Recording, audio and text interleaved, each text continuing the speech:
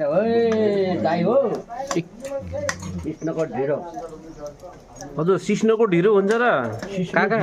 सिस्नो ढिँडो सिस्नो ढिँडो सिस्नो ढिँडो खाने हो ला बाजा के बनाउने देउता गङ्गा जमिन झरेको त्यहाँको यताउता सब थाहा छ मलाई अब थाहा भइकन के गर्नु क्या हो त्यो त्यसरी खर्खर गर्ने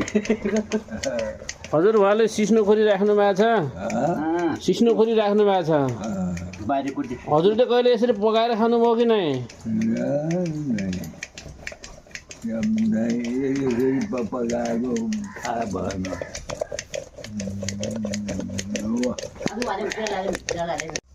ढिँडोसँग खाने हो यो सिस्नो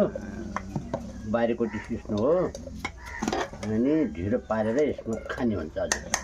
यदि तपाईँहरूलाई खाने मन भएपछि छाँटिनेर यो के होटल रे तपाईँको नरम बारेकोटी होटलमा आउनु होला यो